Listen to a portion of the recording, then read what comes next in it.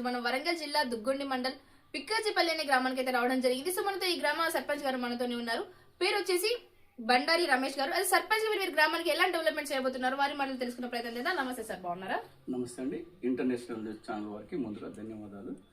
మా గురించి తెలుసుకొని మీకు వచ్చినందుకు మాకు సంతోషంగా ఉంది. మాది బిక్కచిపల్లి. నేను సర్పంచ్గా నేను 8 ఓట్లతోటి గెలుపొందడం జరిగింది. మా ప్రత్యర్థి పైన మా విలేజ్లో ఉన్న సమస్యలన్నీ అట్లే ఉన్నాయి. గత 10 సంవత్సరాల పాలకులు చేసినది ఏమీ లేదు.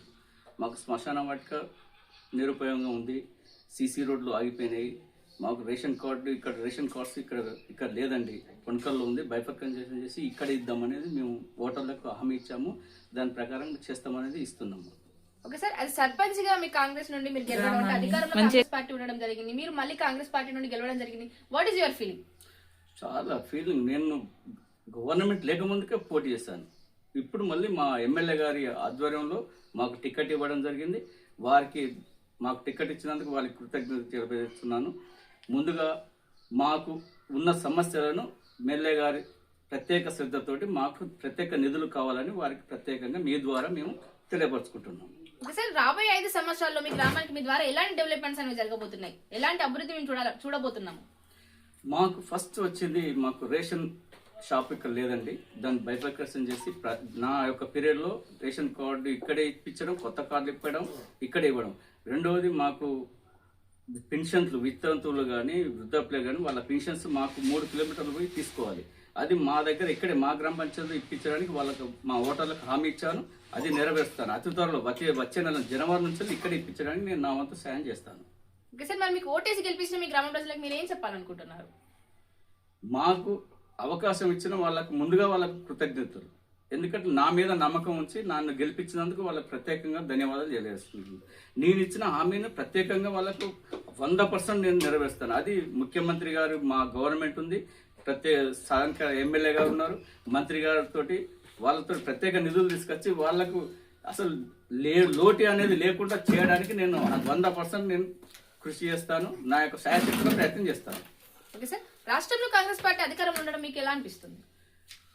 చాలా సంతోషకరమైన విషయం. ఏంటంటే గవర్నమెంట్ ఉన్నది కాబట్టి రాష్ట్రంలో ఉన్నప్పుడు నియోజకవర్గంలో ఉంది, ఎమ్మెల్యే స్థానికంగా సర్పంచ్ గెలపడం వల్ల అభివృద్ధి కార్యక్రమం పరుగులు తీయడానికి చాలా అవకాశాలు ఉంటాయి.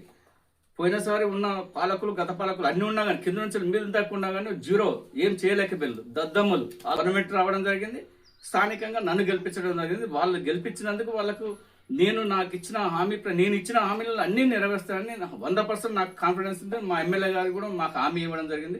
నేను గెలిచిన వెంటనే అదే రోజు నేను ఒక సీసీ రోడ్డు, ఏనవాడకు సీసీ రోడ్డు ఇనాగరేషన్ చేయడం జరిగింది. వాళ్ళకు దానికి చాలా సంతోషపడ్డారు వాళ్ళు. మీ పాలకవర్గం గురించి మరి మీరు ఏం చెప్పాలనుకుంటున్నారు?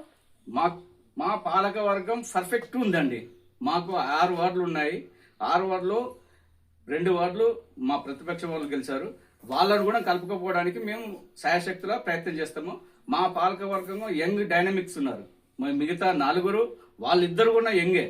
మాకు ఉన్న 50 సంవత్సరాల లోపు ఉన్నోళ్ళే మొత్తం. కాబట్టి ఎక్కడనో చురుగ్గా పనిచేస్తాం అనేది వాళ్ళకు ఉన్న జనాలకు కూడా అందరికి తెలుసు కాబట్టి మమ్మల్ని గెలిపించగలిగింది. ఓకే సార్, మీ ఎమ్మెల్యే గారికి మీరు వీరాభిమాని అని మేము తెలుసుకున్నాం. ఎందుకని మీరు వారికి వీరాభిమాని? నేను గత 2000 సంవత్సరాల్లో నేను ఉమ్మడి గ్రామ పంచాయతీ ఉండే అండి. మాకు బిక్కాజపల్లి, పొనకల్లో వెళ్తే పొనకల్లో నేను వైస్ ప్రెసిడెంట్ అప్పుడే చేశాను. 2000లోనే. 2003లో కాంగ్రెస్లోకి జరిగిన, అప్పుడు అంతకుముందు టీడీపీలో గెలిచాను. 2003లో మాధవరెడ్డి ఆధ్వర్యంలోనే నేను కాంగ్రెస్ జరిగింది. అప్పటి నుంచి 2006 నుంచి నేను 3 times కాంటెస్ట్ చేశాను. ఉమ్మడి గ్రామ పంచాయతీ కాబట్టి ఒకసారి ఎంపీటీసీ గెలిచాను, ఎంపీటీసీగా ఓడిపోయాను. తర్వాత ఉమ్మడి గ్రామ పంచాయతీలో సర్పంచ్గా ఓడిపోయాను. ఈ పని చేస్తారని స్థానిక ఉన్న లీడర్లకు నాకు మీద ఈర్ష, వాళ్ళకు అసలు గిట్టదు. దాన్ని నేను ఈ రోజు గెలిచిన కాబట్టి వాళ్ళకు గుణపాఠం చెప్పాలి. వాళ్ళు అనుకున్న దానికంటే నేను రెట్టింపు పని చేయాలనే నా యొక్క తపన. నాకు వేరే ఏం పనులు లేవు. రాజకీయంగా నేను ఊరిని అభివృద్ధి చేయడం కోసమే నేను ఇక్కడ ఉన్నాను. నా కుటుంబానికి నేను సంపాదించుకోవాల్సిన అవసరం లేదు. నా కొడుకు సెటిల్, మా ఆమె ఆశా వర్కర్. నాకు ఇందులో డబ్బులు వస్తేనే నేను బతికే జీవనం గడిపేది ఆలోచన లేదు. పోయిన పాలకులందరూ అలాగే చేశారు. వాడొస్తే నేను తినాలి, బతకాలి, జీవనం గడపాలని చేశారు. వాళ్ళకు గుణపాఠమే ఇది నన్ను గెలిపించడం. ఓకే సార్, ఇంటర్వ్యూ కన్క్లూజన్ ఇచ్చి మా ఛానల్ ద్వారా ఎవరికైనా చెప్పాలనుకుంటున్నారా? మమ్మల్ని గుర్తించి మీరు ఎక్కడి నుంచి వచ్చారో మమ్మల్ని గుర్తించి మమ్మల్ని ప్రత్యేకంగా ఇంటర్వ్యూ వచ్చినందుకు మీకు ప్రత్యేకంగా ఇంటర్నేషనల్ న్యూస్ ఛానల్ వారికి ప్రత్యేకంగా ధన్యవాదాలు చేస్తున్నాను. ఇంకోటి, మాకు గవర్నమెంట్ నుంచి వెళ్ళి ఎమ్మెల్యే గారి నుంచి ప్రత్యేకంగా నిధులు రావాలని మీ సైడ్ నుంచి మీరు కూడా మాకు సార్ గారికి తెలవాలనే ఉద్దేశంతో మీ నుంచి అర్జీ పెట్టుకుంటున్నాం. మాకు 2017లోనే ఎమ్మెల్యే గారు మాధవరెడ్డి గారు ఉన్నప్పుడు మాకు వాటర్ ప్లాంట్ ఇచ్చారండి. అది నేనే సొంతగా చేయించాను. షెడ్ డబ్బులు కూడా రాలేదు ఇప్పటివరకు. మేము ఎందుకంటే పార్టీ పరంగా చేస్తాము. అది మేము 2 సంవత్సరాలు డబ్బులు లేకుండా రైతులు విలేజ్లో గ్రామస్తులందరికీ ఫ్రీగా పోసాము. ఆ తర్వాత మేము ఓడిపోయాము. ఆ తర్వాత వచ్చిన వాళ్ళు ఓ సంవత్సరం నడిపేసి వాళ్ళకున్న డబ్బులను మొత్తం వాళ్ళు మమ్మల్ని మొత్తం డబ్బులను తీసేసుకున్నారు. దాన్ని మూతపడేసిండ్రు. దాన్ని ఇమీడియట్లీ నేను ఇంకొక 2 నెలల్లో దాన్ని రీఫోన్ చేసి మళ్ళీ ఉన్న ఊళ్ళే జనాలందరికీ నేను నీరు ఇప్పడానికి రెడీలో ఉన్నాను. రెండోది, మాకు బతుకమ్మ విగ్రహం అనేది లేదు. బతుకమ్మ పండుగకు ముందే వారం రోజుల ముందే నేను దాన్ని ఆవిష్కరించడానికి ఎమ్మెల్యే గారి మాట ఇచ్చారు. దాని ప్రకారం చేయడానికి రెడీలో ఉన్నాము. రెండవది, మాకు హనుమాన్ టెంపుల్కు కాంపౌండ్ వాల్ లేదండి.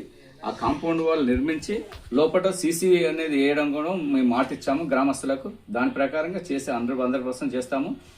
ఆ హనుమాన్ టెంపుల్కి ఎదురుగానే బొడ్రాయి అనేది ఉంది మాకు గ్రామ దేవత. ఆ గ్రామ దేవత దగ్గర మొత్తం సీసీ వేసి దాన్ని మొత్తం కంప్లీట్గా తీర్చిదిద్దాలనేది మా యొక్క ఎయిమ్. దాన్ని తప్పకుండా చేస్తాము. వీధి లైట్లు కూడా అంత అస్తవ్యస్తంగా ఉన్నాయి. దాన్ని మొత్తం పూర్తిగా చేసేస్తాం. సెంట్రల్ లైటింగ్ అనేది లేదు. కాకపోతే హెడ్ లైట్ పద్ధతి మేము ఒక 3 నిర్ణయించుకున్నాం. అది పండుగ వరకు చేద్దామని అనుకుంటున్నాం.